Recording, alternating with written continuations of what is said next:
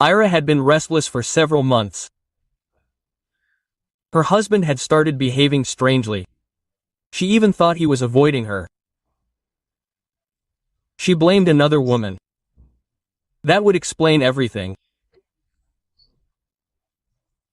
She was worried that someone at work had seduced him, because he never went anywhere except for work. He stayed late, but that was normal there. She knew that for sure. A classmate worked there, too, and complained about being overworked. In fact, she met her husband thanks to him. Of course, it was very unlikely for Sasha to have found someone. You can't say he was a womanizer. To be honest, women were the last thing on his mind. Give your husband a computer with games, and he will be happy. That's his hobby, entertainment, and sedative. Her friends joked that Ira's husband had postpartum depression, not hers. Although the young mother was also tired, she didn't complain, she coped, and didn't freak out like her husband. But her husband had been on edge lately. It seemed like everything was driving him crazy. Became hot-tempered, like a match, got worked up by any nonsense. But Sasha said that it was because of fatigue. The work is physical, the son makes noise at home, often cries at night, does not let her sleep. Although the excuse was so-so, the son is almost a year old, and just in the last months he became quieter and slept well at night. Ira did not know what to think. But she still chose to believe her friends. Maybe, indeed, the role of a young father is difficult for Sasha. Her husband needs rest, maybe after the vacation he will calm down. True, he needs money for the vacation, and Sasha earned very little. But while the young woman was thinking about what to do about it, her mother-in-law clarified the situation. If earlier Ira could not sleep peacefully, because she thought that her husband was on the loose or would soon be on the loose because of the noise in the house, now she began to worry about something else. It had never even crossed her mind that something like this could happen in her family. For 3 days Ira was restless and couldn't sleep at night. Her husband barely spoke to her, saying that he had it hard enough as it was, and his wife was nagging her. He should have supported her. Everyone makes mistakes. Her husband needed to be saved. Now was not the time to discuss whose property was whose. But Ira didn't understand why she had to sacrifice herself if it wasn't her fault. And it all happened on Monday. The weekend couldn't have been worse. Her son was being capricious, her husband was freaking out. As always, they wouldn't let him rest. He went to his mother's to catch up on sleep. He only came home at night. Maybe it was for the best, the wife thought then. The little one's temperature rose and he was feeling a bit ill. But by Sunday evening everything had disappeared. It seemed like her husband hadn't been disturbed at night, it was quiet, but he was still unhappy in the morning. The new week began with a visit from his mother-in-law. Her husband went to work and then the guest arrived. Ira was surprised. This didn't happen often. Galina Viktorovna did not like visiting them. She was far away, and she never had time even for her grandson. She said that when Olejek grew up, then she would take him. She did not want to mess around with the little one, it was too much trouble. When he was at least 4 years old, then she would look. And don't ask a 1-year-old. She rarely even managed to come over just like that, to play on someone else's territory. Therefore, the daughter-in-law did not even know whether to be happy about such guests or not. Ira did not miss Galina Viktorovna at all. They had no common topics for conversation, except for Sasha, perhaps. But what could they discuss together behind his back? The daughter-in-law would not complain to her husband's mother about his behavior. She would only set her mother-in-law against herself. Galina Viktorovna loved her son. If she had to choose whose side to take, then, of course, his. She would not support Ira, even if she was right. Here, the mother could be understood. That day Svekrov said that she was nearby on business and decided to stop by. Sasha had said that her grandson seemed to be sick and she wanted to visit. That also sounded strange. Didn't Sasha tell her that everything was fine and that Svekrov usually didn't worry? She had had more serious illnesses before. Would you like some tea? By chance, she asked. Ira began to bustle about.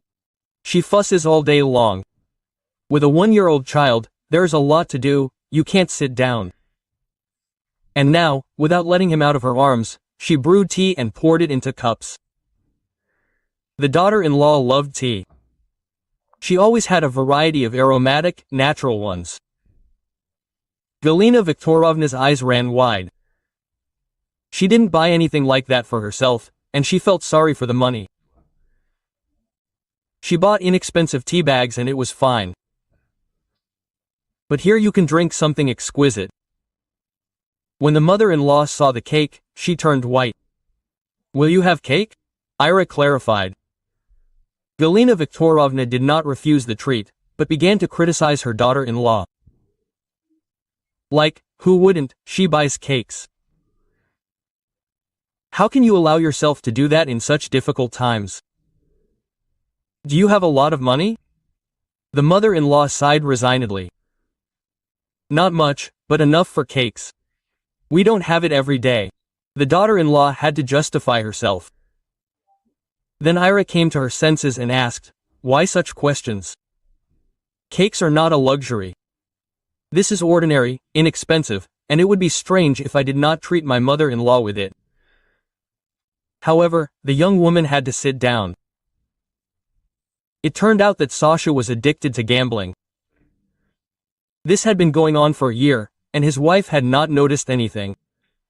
And the husband decided not to advertise his passion. He got carried away with it when his wife was in the maternity hospital. He was worried, and went to calm his nerves like this. Then he spent all his stash on games. But at first Sasha was lucky.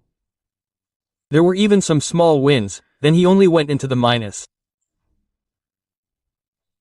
All these machines were a deception, and most importantly, like drugs, he himself could not stop. He began to take out loans, hoping to win back, but the more he got into debt and did not realize that it was time to tie it up. On the contrary, every loss forced him to take out a new loan, because he had to get lucky sometime.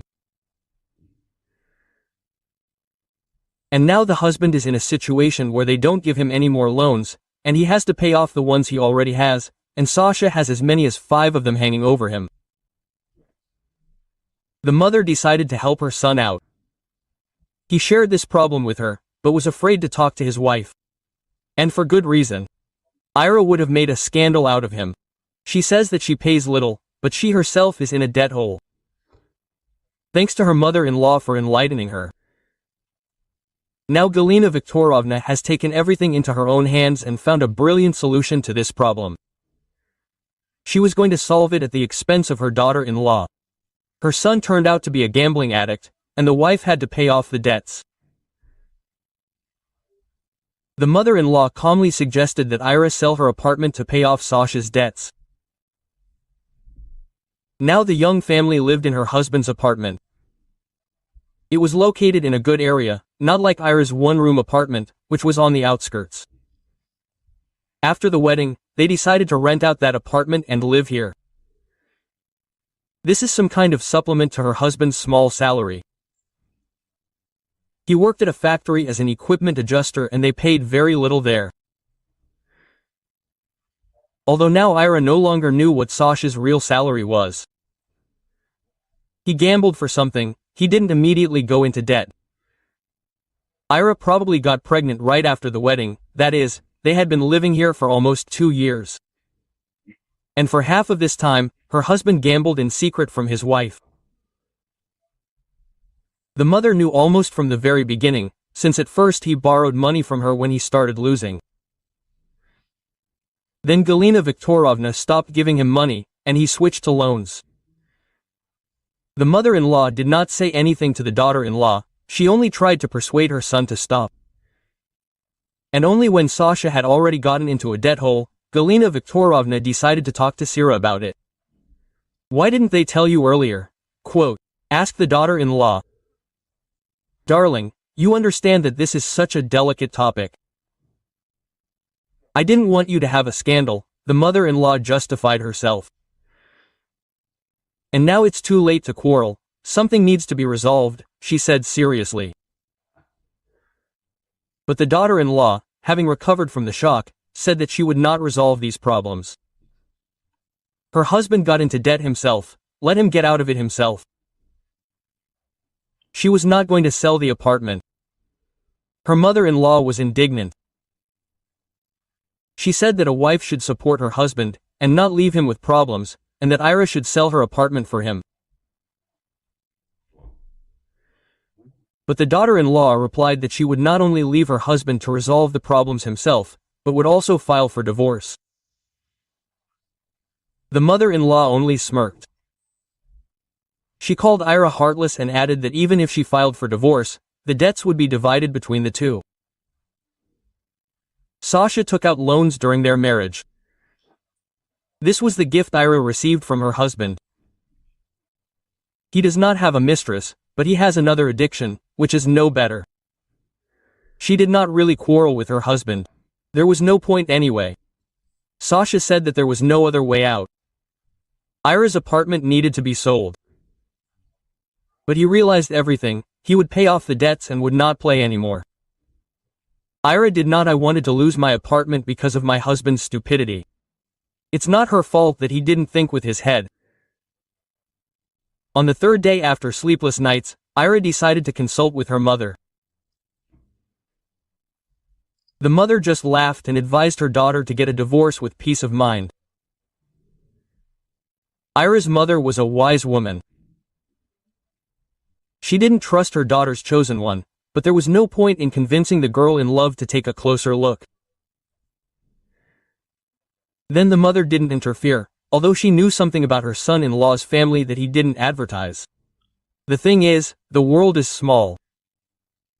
When Ira introduced her parents to her fiancé, naturally, there were conversations among relatives and friends. Everyone was interested to know who they were giving their daughter to. And then Ira's father found an acquaintance who knew Sasha's family. He said that in the 90s, this young man's family lived next to him, and Sasha's father got into trouble. He turned out to be an inveterate gambler. Got into debt, and their family had to sell their apartment and buy a smaller one in another area, to pay off these debts.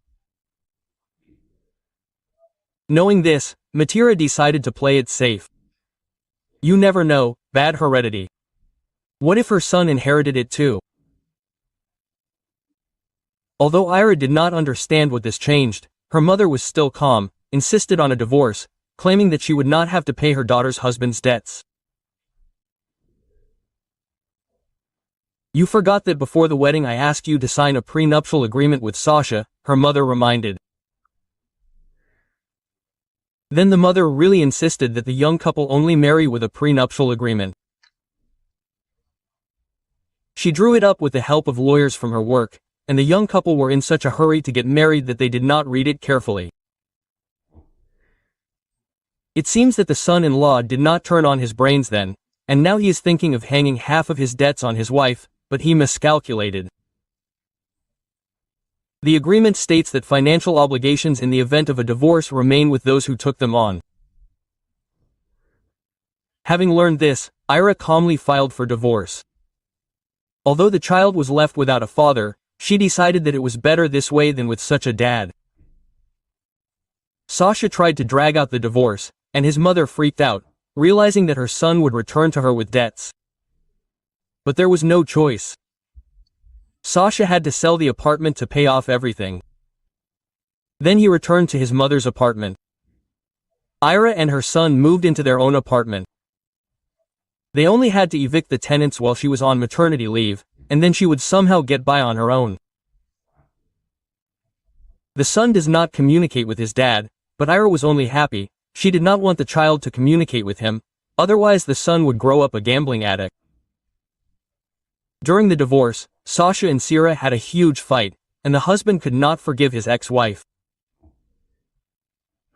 Considered her a traitor, left her beloved husband in a difficult situation. Thank you for listening to the story to the end. I ask you to support the channel with a like. It will not be difficult for you, but it is very important for me. Until next time, why?